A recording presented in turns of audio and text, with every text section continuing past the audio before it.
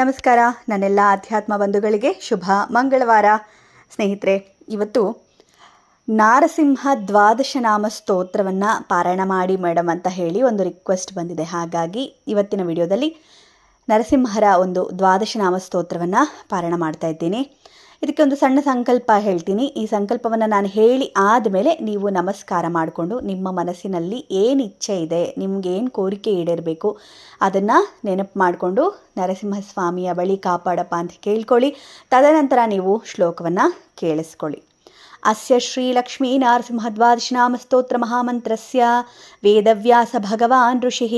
ಅನುಷ್ಠುಪ್ ಛಂದಃ ಶ್ರೀಲಕ್ಷ್ಮೀ ನರಸಿಂಹೋ ದೇವತಾಃ ಶ್ರೀಲಕ್ಷ್ಮೀ ನರಸಿಂಹ ಪ್ರಸಾದ ಸಿದ್ಧ್ಯರ್ಥೇ ದ್ವಾದಶನಾಮ ಮಂತ್ರ ಜಪೇ ವಿನಿಯೋಗಃ. ಇದು ಸಂಕಲ್ಪ ಸ್ತೋತ್ರ. ಈಗ ನಿಮ್ಮ ಮನಸ್ಸಿನ ಕೋರಿಕೆ ಏನಿದೆ ಭಗವಂತನ ಬಳಿ ಸಂಕಲ್ಪವನ್ನು ಮಾಡಿಕೊಳ್ಳಿ. ಈ ಒಂದು ಶ್ಲೋಕವನ್ನು ಕೇಳಿಸ್ಕೊಳ್ಳಿ. ಪ್ರಥಮಂ ತು ಮಹಾಜ್ವಾಲಾ, ದ್ವಿತೀಯಂ ತು ಶ್ರೀಕೇಸರಿ, ತೃತೀಯಂ ವಜ್ರದಂಶ್ರಂ ಚ, ಚತುರ್ಥಂ ಚ ವಿಶಾರದಃ, ಪಂಚಮಂ ನಾರಸಿಂಹಂ ಚ, ಷಷ್ಠಃ ಕಶ್ಯಪಮರ್ದನ, ಸಪ್ತಮೋ ರಕ್ಷಹಂತಾ ಚ, ಅಷ್ಟಮಂ ದೇವವಲ್ಲಭಂ, ನವ ಪ್ರಹ್ಲಾದವರದೋ, ದಶಮೋ ಅನಂತಹಸ್ತಕಾಃ, ಏಕಾದಶ ಮಹಾರೌದ್ರೋ, ದ್ವಾದಶಂ ದಾರುಣಂ ತಥಾ.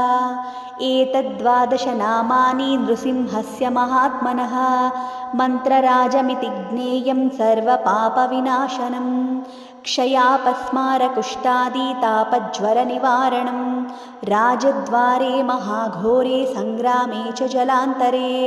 ಗಿಹಿಗಹ್ವರ ಅರಣ್ಯೇ ವ್ಯಾಘ್ರಚೋರಸಮಾಗಮೇ, ರಣೇ ಚ ಮರಣೇ ಚೈವ ಯಶೋ ಯಾಂತಿ ಪರಂ ಶುಭಂ, ಶತಮಾವರ್ತ ಏದ್ಯಸ್ತು ಮುಚ್ಯತೆ ವ್ಯಾಧಿಬಂಧನಾತ್, ಅಷ್ಟೋತ್ತರಸಹಸ್ರಂ ತು ಲಭತೆ ವಾಂಛಿತಂ ಫಲಂ.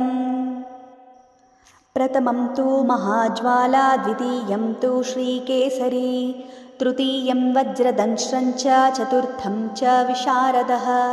ಪಂಚಮಂ ನಾರಸಿಂಹಂ ಚ, ಷಷ್ಠಃ ಕಶ್ಯಪಮರ್ದನ, ಸಪ್ತಮೋ ರಕ್ಷಹಂತಾ ಚ, ಅಷ್ಟಮಂ ದೇವವಲ್ಲಭಂ, ನವ ಪ್ರಹ್ಲಾದವರದೋ, ದಶಮೋ ಅನಂತಹಸ್ತಕಾಃ, ಏಕಾದಶ ಮಹಾರೌದ್ರೋ, ದ್ವಾದಶಂ ದಾರುಣಂ ತಥಾ. ಏತದ್ವಾದಶ ನಾಮಾನಿ ನೃಸಿಂಹಸ್ಯ ಮಹಾತ್ಮನಃ, ಮಂತ್ರರಾಜಮಿತಿ ಜ್ಞೇಯಂ ಸರ್ವಪಾಪವಿನಾಶನಂ, ಕ್ಷಯಾಪಸ್ಮಾರಕುಷ್ಠಾದಿ ತಾಪಜ್ವರನಿವಾರಣಂ, ರಾಜದ್ವಾರೆ ಮಹಾಘೋರೆ ಸಂಗ್ರಾಮೇ ಚ ಜಲಾಂತರೆ, ಗಿಹಿಗಹ್ವರ ಅರಣ್ಯೇ ವ್ಯಾಘ್ರಚೋರಸಮಾಗಮೇ,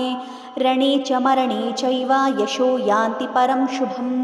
ಶತಮಾವರ್ತ ಏದ್ಯಸ್ತು ಮುಚ್ಯತೆ ವ್ಯಾಧಿಬಂಧನಾತ್, ಅಷ್ಟೋತ್ತರಸಹಸ್ರಂ ತು ಲಭತೆ ವಾಂಛಿತಂ ಫಲಂ. ಪ್ರಥಮಂ ತು ಮಹಾಜ್ವಾಲಾ, ದ್ವಿತೀಯಂ ತು ಶ್ರೀಕೇಸರಿ,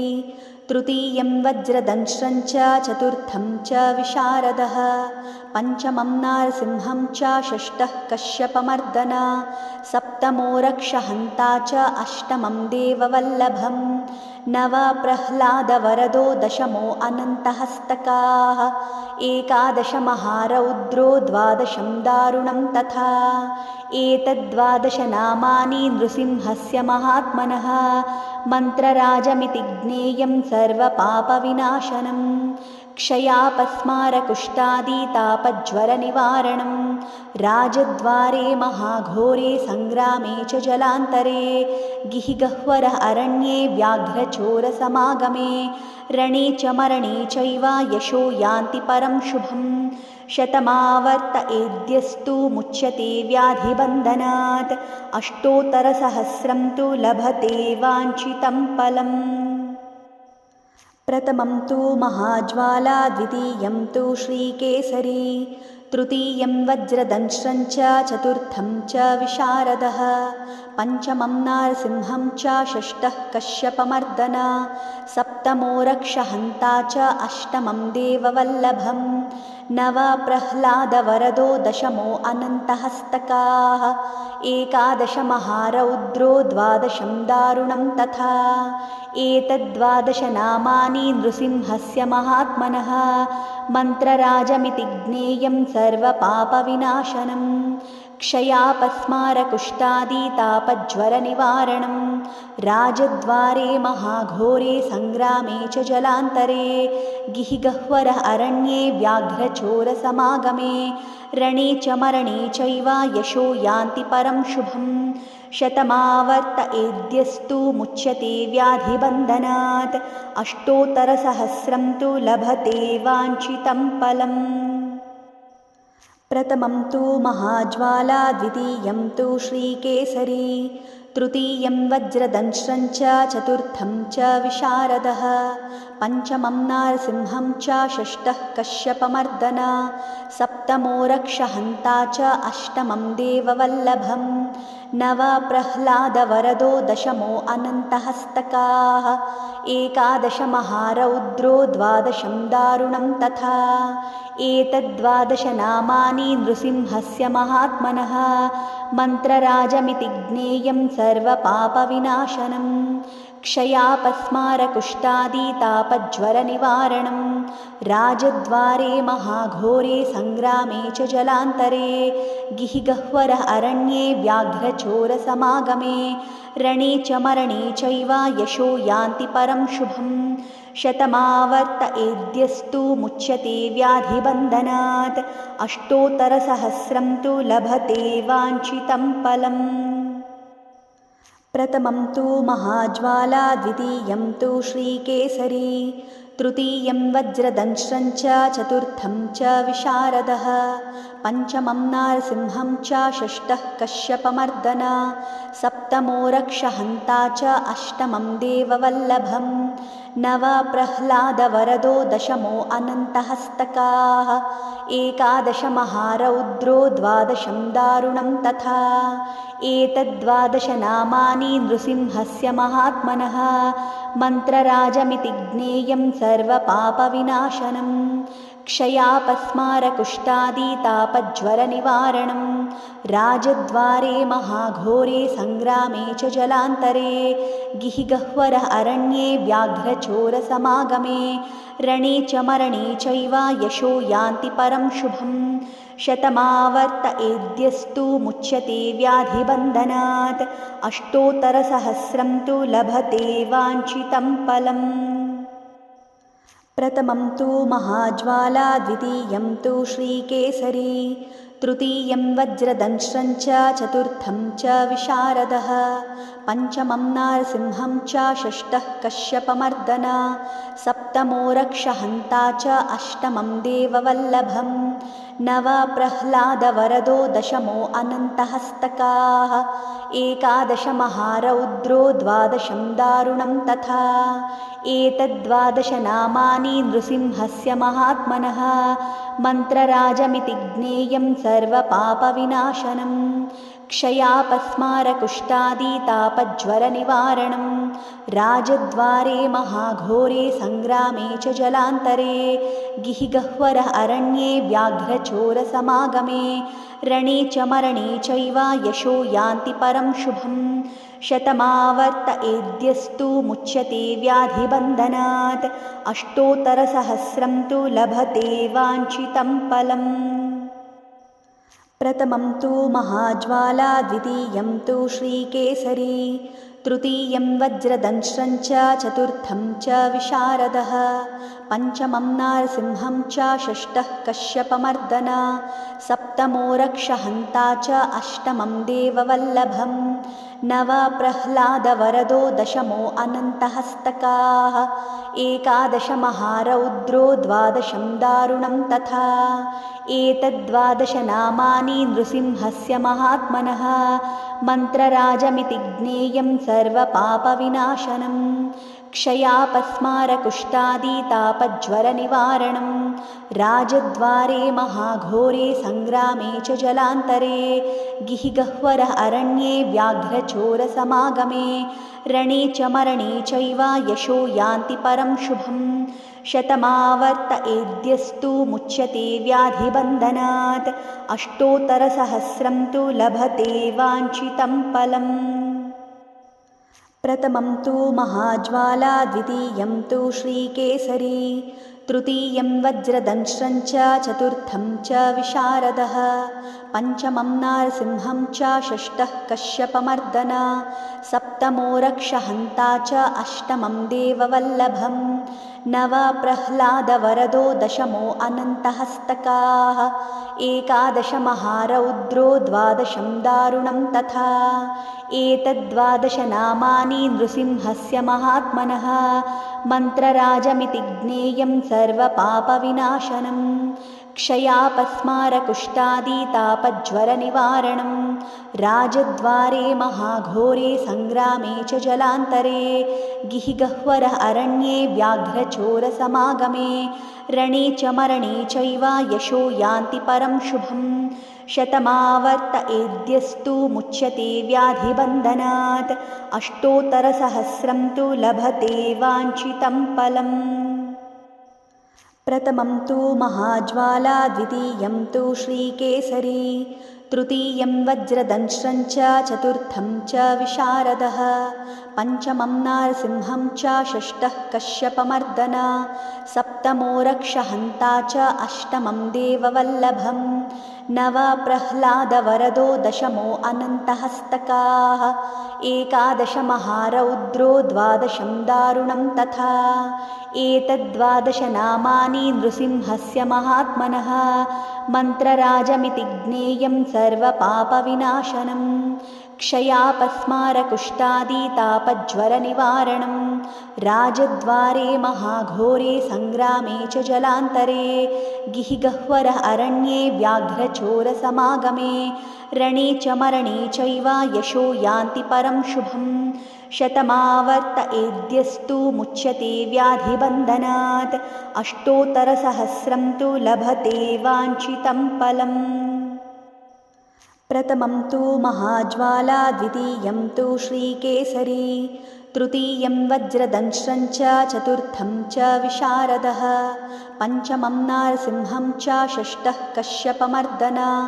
सप्तमो रक्षहन्ता च अष्टमं देववल्लभं नव प्रह्लादवरदो दशमो अनन्तहस्तकाः एकादश महारौद्रो द्वादशं दारुणं तथा एतद्द्वादशनामानि नृसिंहस्य महात्मनः मन्त्रराजमिति ज्ञेयं सर्वपापविनाशनं क्षयापस्मारकुष्ठादितापज्वरनिवारणं राजद्वारे महाघोरे सङ्ग्रामे च जलान्तरे गिहिगह्वर अरण्ये व्याघ्रचोरसमागमे रणे च मरणे चैव यशो यान्ति परं शुभं शतमावर्त एद्यस्तु मुच्यते व्याधिबन्धनात् अष्टोत्तरसहस्रं तु लभते वाञ्छितं फलम् प्रथमं तु महाज्वाला द्वितीयं तु श्रीकेसरी तृतीयं वज्रदंश्रं च चतुर्थं च विशारदः पञ्चमं नारसिंहं च षष्ठः कश्यपमर्दन सप्तमो रक्षहन्ता च अष्टमं देववल्लभं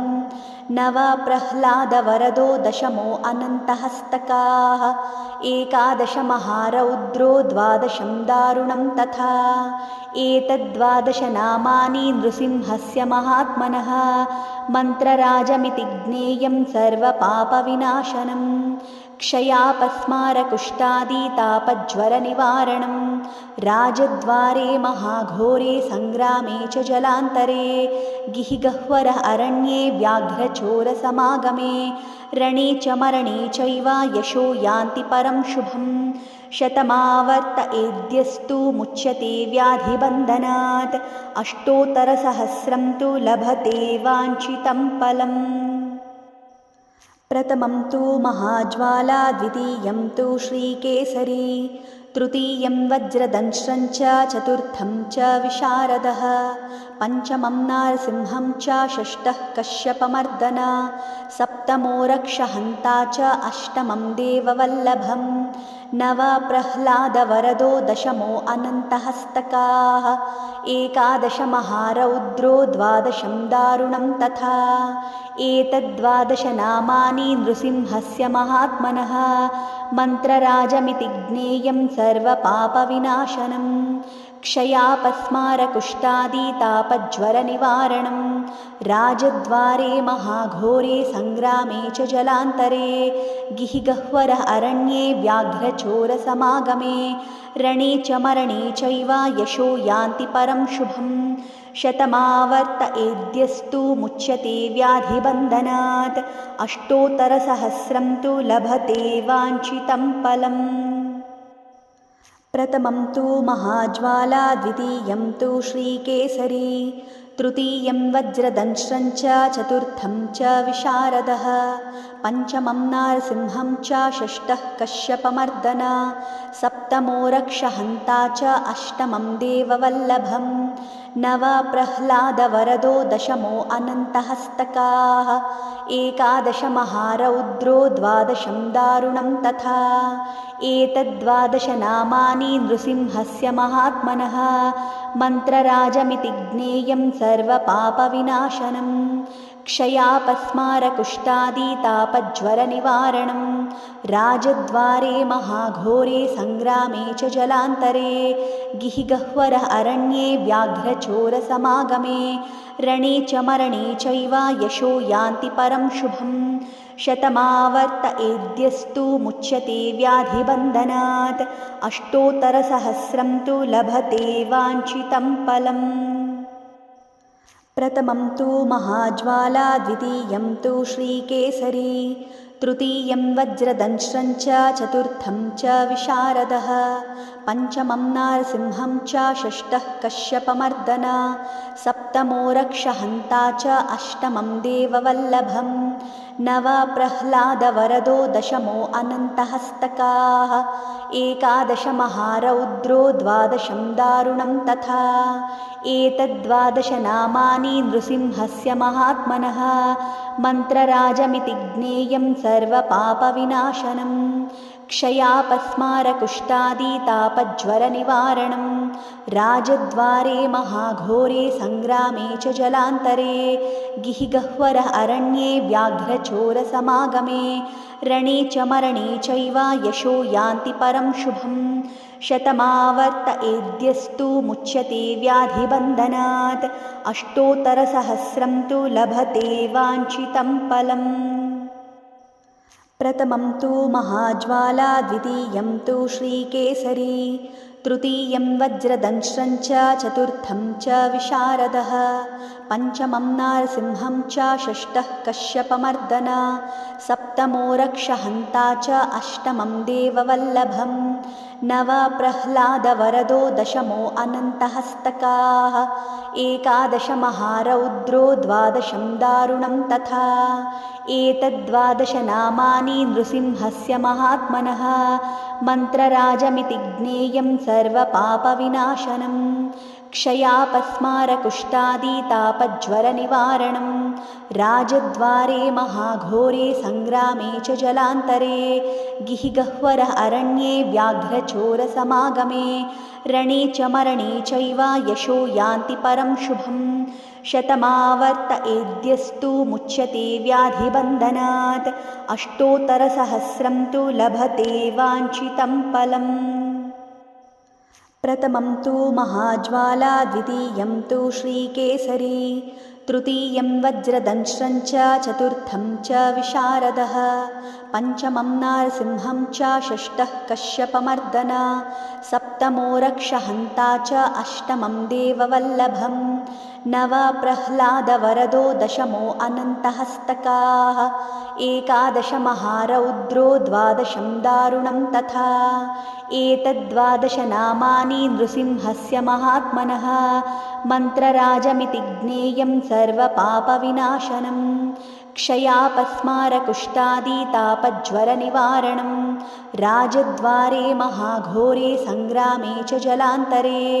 गिहिगह्वरः अरण्ये व्याघ्रचोरसमागमे रणे च मरणे चैव यशो यान्ति परं शुभम्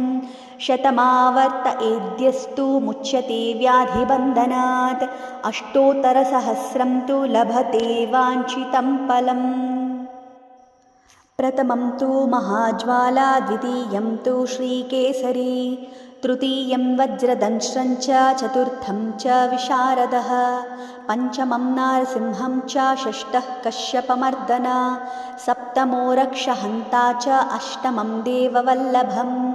नव प्रह्लादवरदो दशमो अनन्तहस्तकाः एकादश महारौद्रो द्वादशं दारुणं तथा एतद्द्वादशनामानि नृसिंहस्य महात्मनः मन्त्रराजमिति ज्ञेयं सर्वपापविनाशनं क्षयापस्मारकुष्ठादितापज्वरनिवारणं राजद्वारे महाघोरे सङ्ग्रामे च जलान्तरे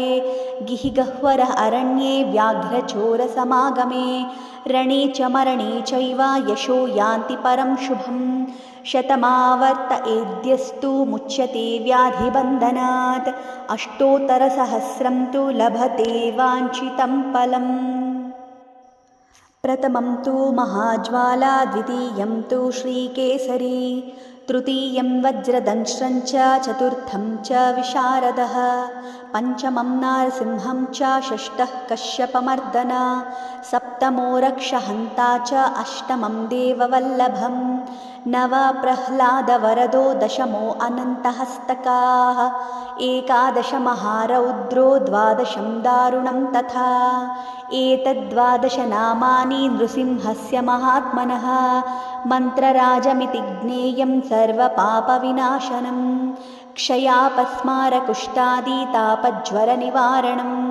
राजद्वारे महाघोरे सङ्ग्रामे च जलान्तरे